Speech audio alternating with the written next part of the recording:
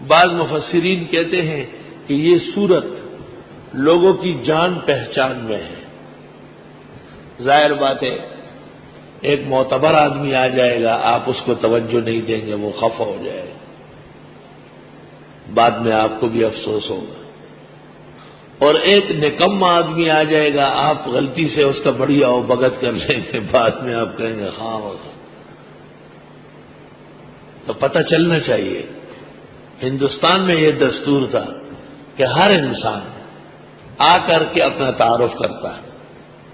حضرت مولانا قاری محمد طیب صاحب محتمم دارالعلوم دیوبند اکوڑا خٹک جامعہ اسلامیہ تشریف لائے تھے، سب لوگ مل رہے تھے، وہاں ایک مدرس تھے مولانا عبدالشکور صاحب، وہ بھی ملے۔ قاری صاحب نے توجہ نہیں دی تو انہوں نے کہا میں مولوی عبدالشکور ہوں، سابق مدرس مظہر العلوم سہارنپور۔ تو قاری صاحب نے کہا السلام علیکم، کیسے مزاج ہے؟ طبیعت ٹھیک ہے؟ میں معافی چاہتا ہوں میں نے پہچانا نہیں۔ یہ ضرورت اس لیے پیش آئی کہ وہ سہارنپور کے استاذ تھے، وہ قاری صاحب کے قریبی آدمی تھے، جس طرح قاری صاحب ان کو ملے اس طرح ان کو برداشت نہیں تھا۔ یہاں ہمارے ہاں عجیب رواج ہے، ایک آدمی بیٹھ جائے گا، کھائے گا پیے گا بیٹھا رہے گا، کبھی آسمان کو دیکھے گا کبھی زمین کو۔ اگر آپ نے اس سے پوچھے کہ آپ کون ہیں، کہ اچھا میں جا رہا ہوں۔ بھئی تعارف تو مناسب ہے، آپ پتہ کریں کہ آپ کون ہیں، بتائیں کہاں سے آئے ہو۔ اب وہ ایک شخص نے پیغمبر کو کہا، دروازے پر دستک دی، آپ نے کہا من؟ اس نے کہا انا۔ آپ نے کہا انا۔ ہر شخص کہہ سکتا ہے کہ انا کوئی نام ہے کیا؟ کأنہ کرہا، آپ ناراض ہو گئے۔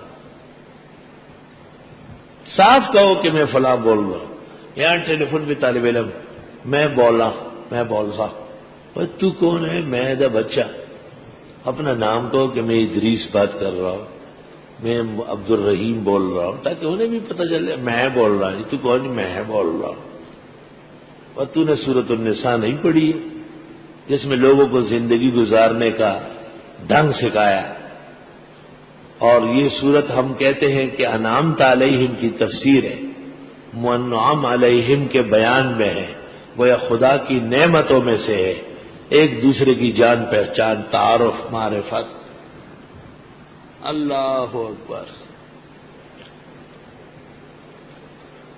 مفسرین نے لکھا ہے کہ بیویوں نے حضرت صلی اللہ علیہ وسلم سے کہا تھا غلبہ علیک الرجال، سارے اوقات فضائل مرد لے گئے، ہم عورتیں تو بدنصیب تھی اور بدنصیب رہ گئی۔ تو گزشتہ صورت میں من ذکر کے ساتھ انسا آیا، اور یہ صورت تو پوچھو نہیں، عورتوں کی تفصیل میں ہے، عورتیں جن کی تفصیل ہے۔ شروعی صورت سے حضرت آدم کی تخلیق کے ساتھ حوا کا تذکرہ ہے، ویزے آواز نیما ما بوبا درا سرا، آدم کے ساتھ حوا کا تذکرہ ہے۔ اس لیے یہ آیت خطبے کے اندر پڑھنا مسنون ہے۔ اور پھر آگے چل کر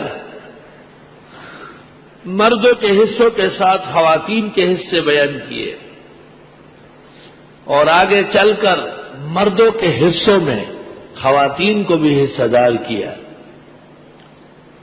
لڑکے کے ساتھ لڑکی بھی وارث ہوئی، بغیر لڑکے کی بھی لڑکیوں کو حصہ ملا من حیث العصبات، اور لڑکے کے ساتھ اصحاب الفروض ہے، وہ للذکر مثل حظ الانثیین۔ اور آگے چل کر مرد اور عورت کے گناہ کا بھی تذکرہ ہوا، اور آگے چل کر مردوں کے علیحدہ حقوق، عورتوں کے علیحدہ حقوق، اور محرمات من النساء بیان ہوئی، اور 5واں پارہ شروع ہوا، اور اس میں پھر نکاح کی قسمیں بیان فرمائی، اور متع کو ہمیشہ کے لیے مسترد کر لیا۔ سورت بنیادی طور پر انعمت علیہم کی زبردست تفسیر ہے، اور سورت کے اول حصہ 57 آیات 16 مسائل منعم علیہم کا بیان ہے، دوسرا حصہ 75 آیات اور 8 مسائل جس میں رعایا کو رائی چاہیے منعم علیہم کا بیان ہے، آخری حصے میں لوگوں کی قسمیں، جان پہچان، تعارف، مراتب کا تذکرہ ہے، یہ بھی خدا کی نعمت کی بات ہے۔ سورت کا ماقبل کے ساتھ ربط بالکل واضح ہے کہ اس سورت کے اخیر میں اللہ تعالیٰ کی قدرتوں کا بیان تھا، اور اس سورت کے اندر اللہ کی نعمتوں کا بیان ہے۔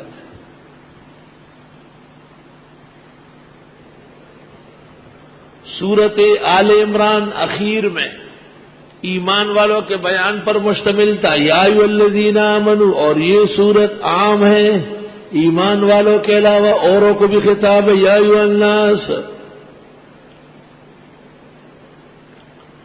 گزشتہ سورت کے اندر حضرت عیسیٰ علیہ السلام اور مائی مریم پر جو تہمتیں تھی، اس سورت کے اندر ان تہمتوں کی مزید ازالہ اور جوابات آ گئے۔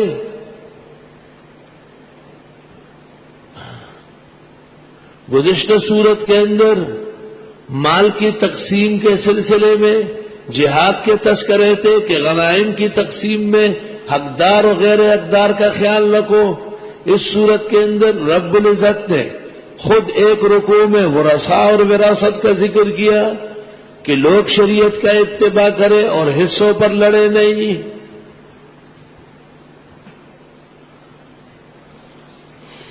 یہ سورت آل عمران کے ساتھ ظاہراً باطناً مربوط ہے۔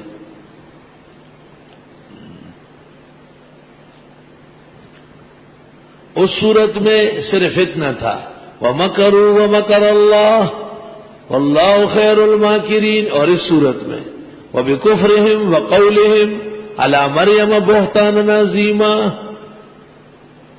اس صورت میں تھا فَلَمَّا أَحَسَّ عِيسَىٰ مِنْهُمُ الْكُفْرَ قَالَ مَنْ أَنصَارِي إِلَى اللَّهِ، اس صورت میں ہے وَمَا قَتَلُوهُ وَمَا صَلَبُوهُ، نہ تو یہ حضرت عیسیٰ کو قتل کر سکے اور نہ یہ سولی کر سکے، اور عیسیٰ علیہ السلام کی ابدیت اور مسیحیت کے سلسلے میں مضمون بترقی واقع ہوا ہے۔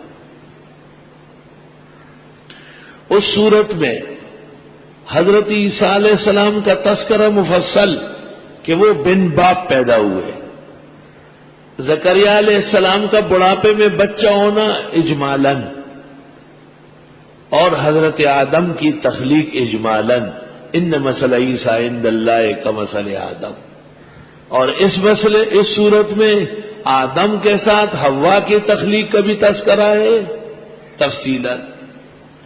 اس صورت میں عیسیٰ علیہ السلام کا تذکرہ تھا جو بغیر باپ کے پیدا ہوئے، اس صورت میں حوا کا تذکرہ ہے جو بغیر ماں کے پیدا ہوئی۔ اس صورت میں بہت کمزور و ناتوان کا تذکرہ تھا وَأَنْتُمْ أَذِلَّةٌ، اے مسلمانوں تم بڑے کمزور بے سر و سامان تھے، اور اس صورت میں ان کمزوروں کو وارث بنایا جن کا نام یتامیٰ ہے۔